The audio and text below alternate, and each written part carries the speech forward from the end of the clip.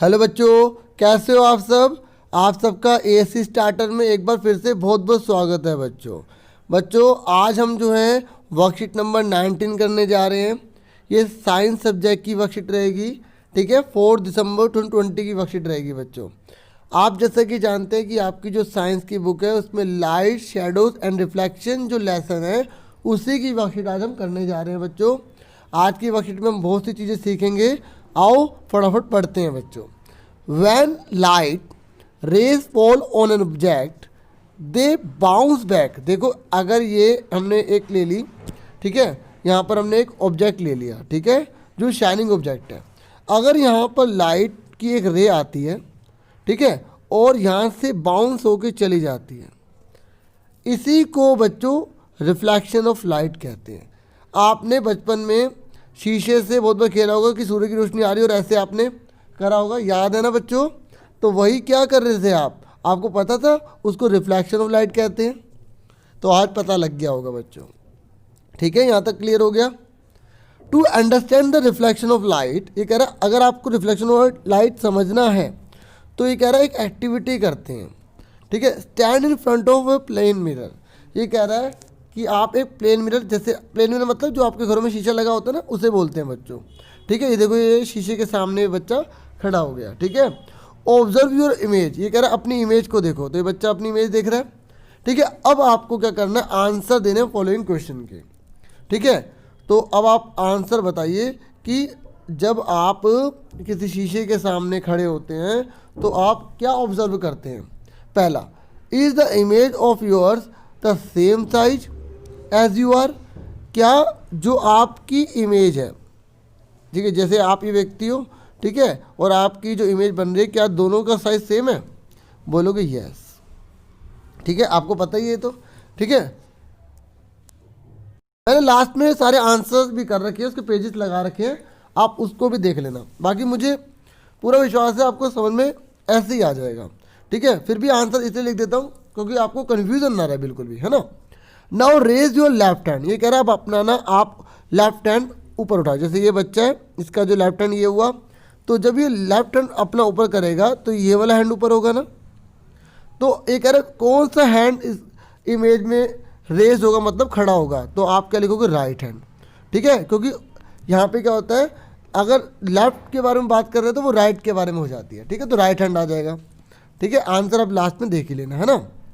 ये कह रहा है नाउ वॉक 2 स्टेप्स बैकवर्ड। अब ये कह रहे हैं आप ऐसा करो, 2 कदम पीछे जाओ। तो ये कह रहा है आप इमेज पे क्या देखोगे। देखो, अगर आप 2 कदम पीछे जाओगे तो आपकी इमेज भी 2 कदम पीछे चली जाएगी।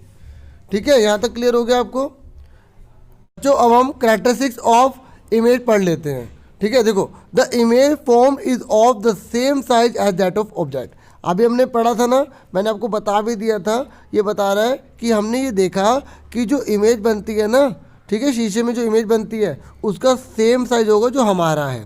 ठीक है, और उसके बाद अभी मैंने आपको बताया था ना, जैसे लेफ्ट का राइट दिखता है उसको पता क्या बोलते हैं, लेटरली इन्वर्टेड कहा जाता है बच्चों। मतलब लेफ्ट का राइट दिखना, राइट का लेफ्ट दिखने को हम क्या बोलते हैं बच्चों, लिटरली इन्वर्टेड कहते हैं। अगर कोई पूछ लेना लिटरली इन्वर्टेड का मतलब क्या है, मतलब लेफ्ट का राइट दिखना। जैसे अगर आप शीशे में अगर आप ए बना रहे हो तो ए ही बनेगा, है ना। लेकिन अगर आप शीशे में बी बना रहे हो तो पता है कैसे बनेगा, बी ऐसे बनेगा। ठीक है, ऐसे को बोला जाता है लिटरली इन्वर्टेड। क्या अगर आप कभी शीशे में आपने देखा हो, ठीक है, आप ए बनाते हो तो क्या वो ए ऐसे बन जाता है, नहीं बनता ना। तो इसको नहीं कहते लिटरली इन्वर्टेड। समझ में आ गई बच्चों। ये कह रहा है the image is form behind the mirror. ये कह रहा है जो इमेज है वो दर्पण के पीछे बनती है। क्या बनती है बच्चों, पीछे बनती है। At the same distance at that of an object in the front of the mirror. मतलब जितना आप शीशे से आगे खड़े होगे उतना ही शीशे के पीछे इमेज बनेगी। दोनों बराबर होगा। यहाँ बराबर मैंने नहीं डाला, लेकिन दोनों बराबर होगा। ठीक है, समझ में आ गई।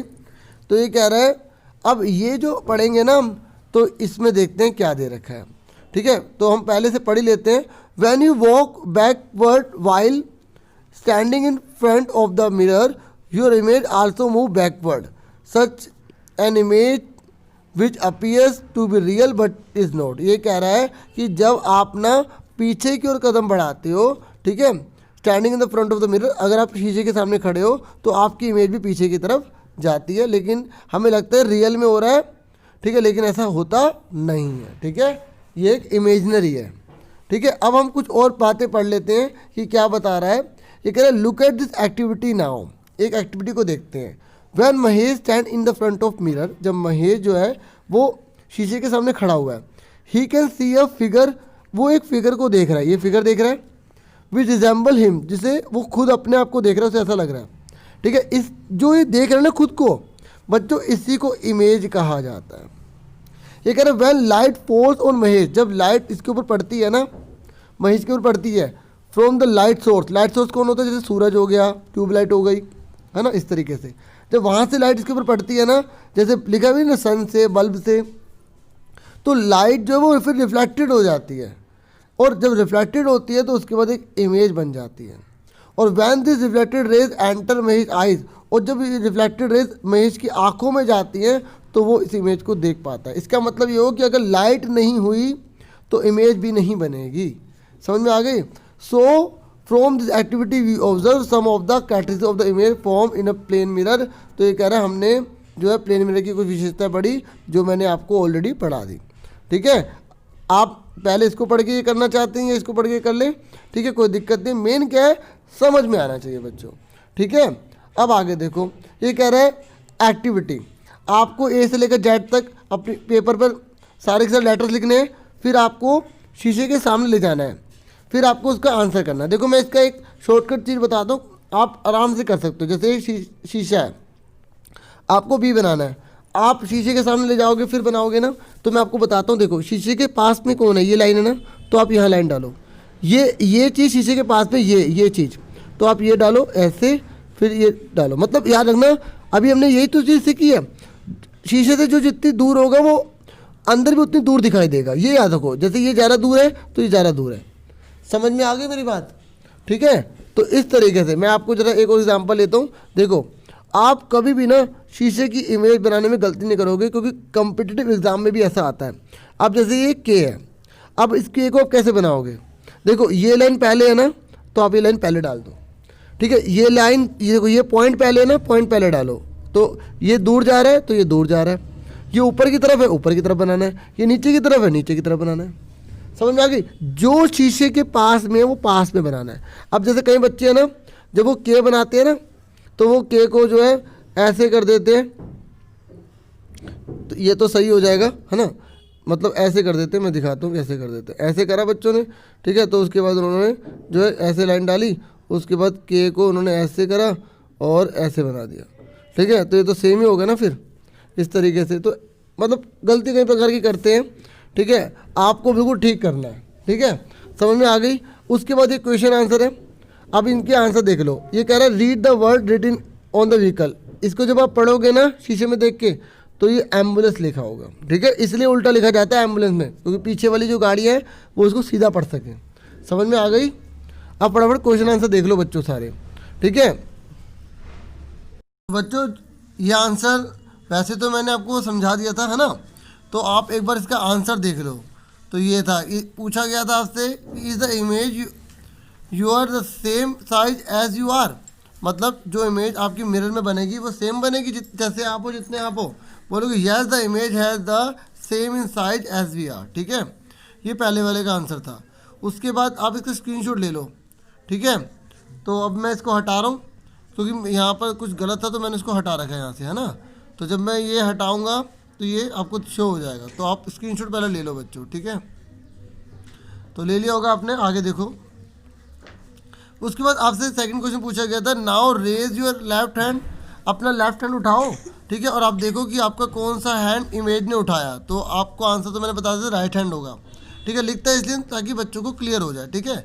ये था पूरा पेज, है ना, इस तरीके से, ठीक है। आगे देख लेते हैं बच्चों। बच्चों आंसर ये राइट हैंड हो गया। उसके बाद आपसे पूछा गया था ना, नाउ वॉक 2 स्टेप बैकवर्ड, आप 2 कदम पीछे जाओ, तो क्या होगा।